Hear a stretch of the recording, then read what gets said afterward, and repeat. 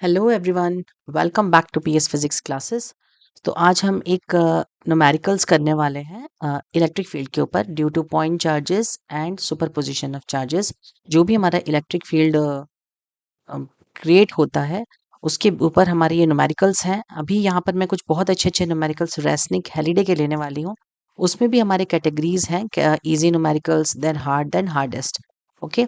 उसके बाद कुछ ग्राफिकल बेस्ड न्यूमेरिकल्स हैं जो मैंने अलग से लिए हैं। कुछ जेई एडवांस की बहुत अच्छी प्रॉब्लम्स हैं which I have taken over here. और कुछ पेंडुलम रिलेटेड प्रॉब्लम्स हैं, combination of pendulum and electric field. Okay, चलिए स्टार्ट करते हैं। और अगर आपको ये सब वीडियो अच्छा लगता है तो प्लीज़ इसको शेयर करें, लाइक करें एंड सब्सक्राइब करें। Thank you. So now we move towards the next problem. Okay, so let's see what numerical is given over here. The sketch qualitatively the electric field lines both between and outside two concentric conducting spherical shells. तो जब हमें conducting spherical shells दिए हैं तो आपको पता है जो भी conducting spherical shells होते हैं उसमें सारा का सारा चार्ज बाहर बाउंड्री पे आ जाता है। ओके, तो यहाँ पे हमें यूनिफॉर्म पॉजिटिव चार्ज Q1 दिया है इनर शेल पे और यहाँ पे दिया है Q2। तो Q1 है पॉजिटिव चार्ज और ये सारा का सारा चार्ज इस इनर स्फीयर पे स्प्रेडेड है। और Q2 है नेगेटिव चार्ज जो मेरा इस पे आउटर बाउंड्री पे स्प्रेडेड है। तो हम इसको यहाँ बना भी सकते हैं so that you can get more clarity. This is evenly distributed. Okay, आगे आने वाले जो भी हमारे टॉपिक्स होंगे उनको हम बहुत डिटेल्स में पढ़ेंगे, तो आप इस चैनल पर बने रहें। ठीक है, और आपके जो भी डाउट्स हैं या क्वेरीज हैं वो आप मुझे कमेंट सेक्शन में बताएं। ओके, चलिए। तो अब इनका फर्स्ट पॉइंट है, आपको क्या निकालना है? ओके, सो आपको लाइंस बनानी है। Now consider the cases Q1 is equal to Q2। तो मैं फर्स्ट केस ले रही हूँ Q1 is equal to Q2। Q1 is equal to Q2 का क्या मतलब है कि जितना इस पर चार्ज है उतना ही चार्ज इस पर स्प्रेडेड है। ओके, तो हमारी लाइंस किस तरीके से फॉर्म होंगी?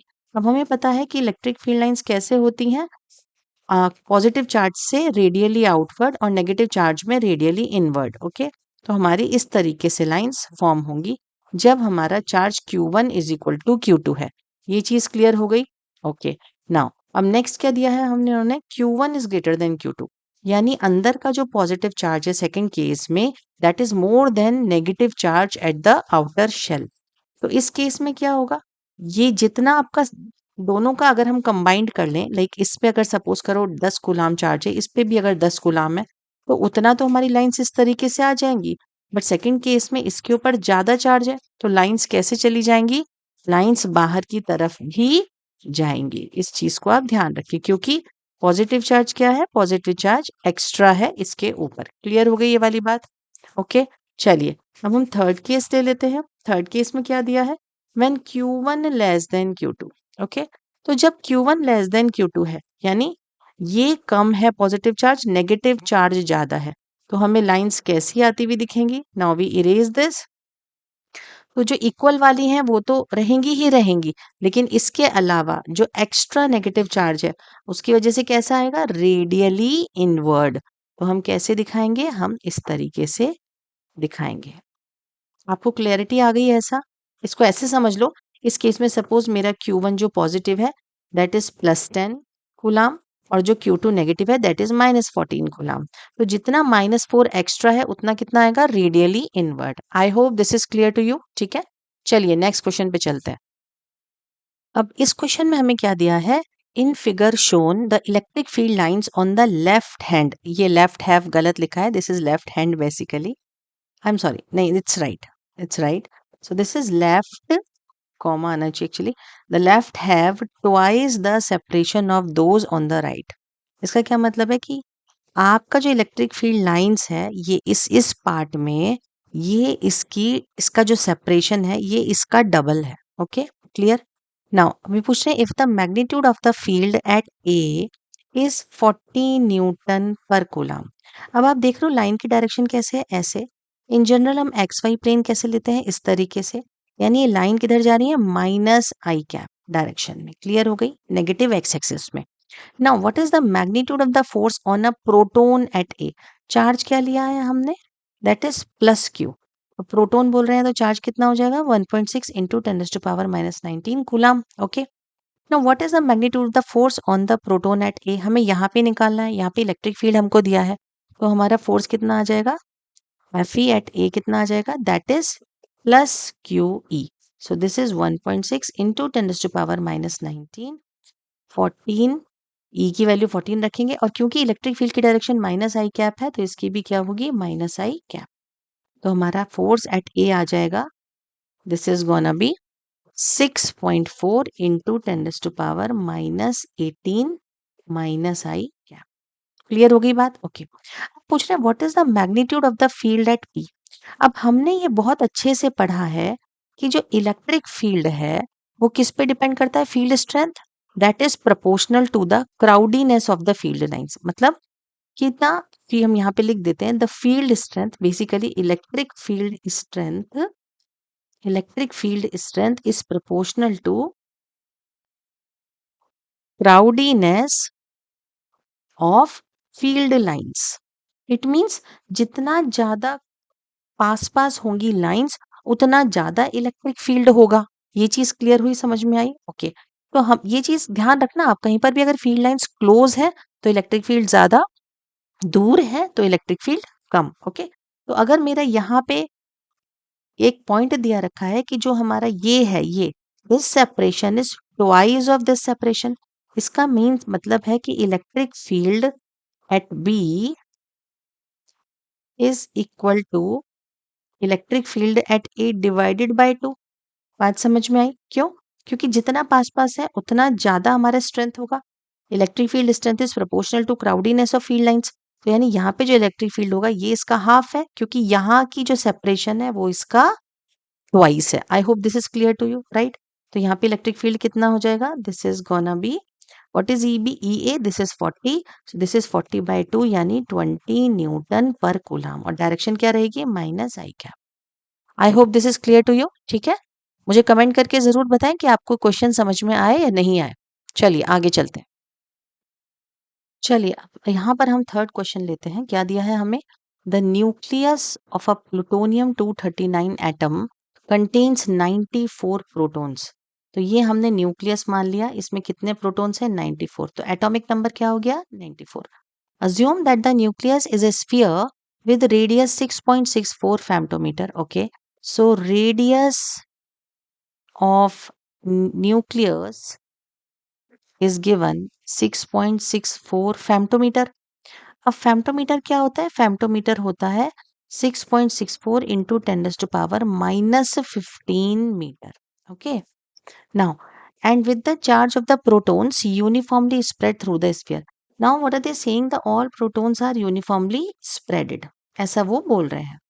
अब हमें इस क्वेश्चन में निकालना है कि what is the electric field at the boundary of this nucleus. Clear?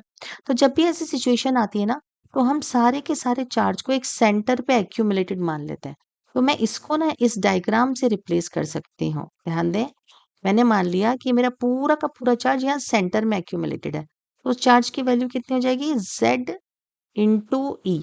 ई क्या है, E is the charge on proton. कितना होता है हमारा, क्या मैं यहाँ पे पूरा चार्ज लिख देती हूँ. Z क्या है, नंबर ऑफ प्रोटॉन्स, और E क्या है, 1.6 इंटू 10⁻⁻19. तो हम इसको क्या लिख देंगे, 94 इंटू 1.6 इंटू 10⁻⁻19. आई थिंक ये वाली बात आपको अच्छे से समझ में आ गई है. ओके. ओके. अब देखिए, तो ये वाली वैल्यू हमारी आ जाएगी. Okay, will calculate it simultaneously. कोई जरूरी नहीं कि हम इसको अभी कैलकुलेट करें, यहाँ पे लिख दिया हमने इसको कूलम. अब ये पूरा का पूरा चार्ज यहाँ पर है, तो इसकी वजह से बाउंड्री पे अगर हमको निकालना है तो कितना हो जाएगा बाउंड्री पे, KQ/R². ये हमारा इलेक्ट्रिक फील्ड होता है, और क्योंकि ये पॉजिटिव है तो डायरेक्शन क्या आएगी, रेडियली आउटवर्ड. पहले हमने एक्चुअली डायरेक्शन कैलकुलेट कर ली, बट इट इज फाइन. तो डायरेक्शन क्या होगी, रेडियली आउटवर्ड, और इसकी वैल्यू क्या होगी पूरे के पूरे चार्ज की, इलेक्ट्रिक फील्ड की, KQ/R². तो यहाँ पे हम लिख देते हैं इसको, E at boundary is equal to KQ/R². K की वैल्यू होती है 9 इंटू 10⁻⁹. Q की वैल्यू यहाँ पर हमने लिखी ली है, 94 into 1.6 into 10⁻⁻19 upon R². R की वैल्यू 6.64 इंटू 10⁻⁻15 का होल स्क्वायर. ओके. अब जब भी आप इनको सॉल्व करते हैं ना, तो सबसे पहले 10 की पावर्स को सॉल्व किया करें, फिर बाकी को सॉल्व किया करें, तो थोड़ा ईज़ी हो जाता है, फास्ट हो जाता है कैलकुलेशन। तो इसमें हमारा आंसर आ जाता है, that is 3.07 into 10⁻21 Newton per coulomb. Clear हुआ? समझ में आया? तो जब भी ऐसा क्वेश्चन आए जहाँ पर उन्होंने बोला है कि ये स्प्रेडेड है, लेकिन आपको उसके बाहर कहीं कैलकुलेट करना है। स्फीयर है, स्फीयर के चारों ओर इट्स लाइक एक बल्ब जला हुआ है, उसके चारों ओर रोशनी हो रही है। तो ऐसा ये केस होता है, तो इसमें आप सारे के सारे चार्ज को सेंटर पे एक्यूमुलेटेड मान सकते हैं। क्लियर हो गया? ओके, चलो आगे। ये देखिए, हमें यहाँ पे एक नेक्स्ट क्वेश्चन दिया हुआ है। Let's do this. Two particles are attached to an X axis. Okay, तो सबसे पहले हमने यहाँ पर एक एक्स एक्सिस बना दी। This is plus x and this is minus x. Okay, and ये क्या हो गया? This is minus y and this is plus y. Particle one of charge -2 into 10⁻⁻7। तो फिलहाल कन्वीनियंस के लिए मैं यहाँ पे Q1 लिख रही हूँ, -2 इंटू 10⁻⁻7 कूलाम। इस पार्टिकल वन के चार्ज को मैंने Q1 नाम दिया है। ये कहाँ पर है? x equal to 6 centimetre. तो सपोज ये हो गया, so this is x1, here x1 is equal to हो गया 6 centimetre. Clear? Now particle two of charge, particle two को मैंने नाम दिया है यहाँ पे Q2। So this is 2 into 10⁻⁻7 coulomb, और इसकी पोजीशन है 21 सेंटीमीटर। सो सपोज करो दिस इज 21, तो हो गया this is your x2। Clear हो गई बात? ओके, अब उन्होंने बोला है मिडवे बिटवीन द पार्टिकल्स, तो मैंने मान लिया इनके मिडवे का जो पोजीशन है दैट इज x3। ओके, तो अब मेरा x3 की वैल्यू क्या हो जाएगी यहाँ से? What is x3? x3 is equal to this, इसको x1 को इसमें प्लस कर देते हैं, x1 प्लस, और इन दोनों का सेंटर, तो ये क्या हो जाएगा? x2 minus x1 upon 2, right? तो ये क्या हो जाएगा? x2 minus x1 upon 2। Clear हो गई बात? तो ये मेरा कितना आ जाएगा? This is x1 plus x2 by 2 minus x1 by 2। तो ये वैल्यू हमारी आ जाएगी, this is x1 plus x2 by 2। I hope this is clear to you. तो आप डायरेक्टली वैल्यू निकाल सकते हैं। This is 6 plus 21 by 2, so this is 27 by 2, यानी 13.5 सेंटीमीटर। तो x3 की वैल्यू आ गई 13.5 सेंटीमीटर। अब देख लेते हैं क्या होगा यहाँ पे। यहाँ पे जो चार्ज है वो है मेरा Q1 विच इज नेगेटिव, यहाँ पे नेगेटिव है, और जो Q2 है इट इज पॉजिटिव। तो अब ध्यान दो, अगर मैं इन दोनों को अलग अलग कलर से दिखाऊं, तो ये हो गया मेरा Q2। ओके, तो Q1 नेगेटिव है, तो इसकी वजह से इस पॉइंट पे इलेक्ट्रिक फील्ड की डायरेक्शन क्या होगी? ये, this is E1, right, towards. Now Q2 positive है, तो इसकी वजह से क्या होगी? Outward, so this is E2। I hope this is clear to you, right? तो मेरा नेट इलेक्ट्रिक फील्ड क्या आ जाएगा यहाँ पे? इलेक्ट्रिक फील्ड E नेट कितना आ जाएगा? This is E1 plus E2, क्या है? At midway of x1 and x2। Clear हो गई बात? समझ में आ गई बात? ओके, ठीक है। तो अब हमें यहाँ पे इलेक्ट्रिक फील्ड चाहिए, तो इलेक्ट्रिक फील्ड निकाल लेते हैं। What is our formula? अब यहाँ पर हम क्या मान लेंगे? Q1 और Q2 से चाहिए, तो मेरी ये डिस्टेंस कितनी हो जाएगी? This is x3 minus x1। अगर मैं लिखूं तो ये डिस्टेंस कितनी हो जाएगी? x3 minus x1। इस चार्ज की इससे डिस्टेंस, और इस चार्ज की इससे डिस्टेंस क्या हो जाएगी? ये पूरी की पूरी क्या है? x3। ठीक है, तो आप क्या कर सकते हो? This is gonna B, this distance will be, this distance will be x2 minus x3। मतलब यहां से यहां तक की डिस्टेंस माइनस ये वाली distance. I hope this is clear to you. तो आप डायरेक्टली यहाँ पे लिख दो, k हम कॉमन ले लेते हैं, E1 क्या हो जाएगा?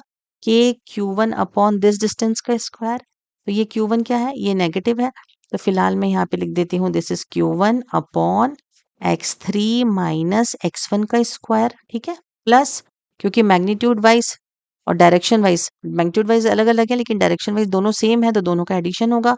तो Q2, ये रहा मेरा Q2। So this is Q2 upon कितनी डिस्टेंस आ जाएगी? इसके और इस पॉइंट के बीच की distance. So this is x2 minus x3 का होल स्क्वायर। आगे बात समझ में क्लियरली? अब हम इनमें वैल्यूज रखेंगे and then we can get the answer. Okay, चलो।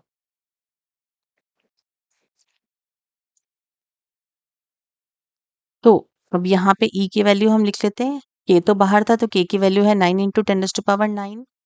नाउ Q1 की वैल्यू कितनी थी? Just check it here. Q1 is -2 into 10⁻⁻7। Okay, अब आप एक ध्यान रखेंगे यहाँ पे। अब क्योंकि हमने ऑलरेडी ये वेक्टर क्वांटिटी है ना इलेक्ट्रिक फील्ड, तो हमने ये डायरेक्शन ऑलरेडी इधर दिखा दी है Q1 की वजह से और Q2 की वजह से। तो इसीलिए अब यहाँ पे Q1 और Q2 का खाली मैग्नीट्यूड रखना है।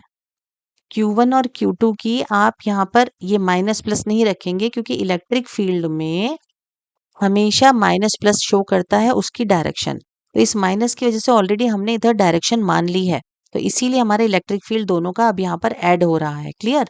तो आपको यहाँ पे खाली उसका मैग्नीट्यूड रखना है, ये ध्यान रखेंगे। तो ये कितना आ जाएगा?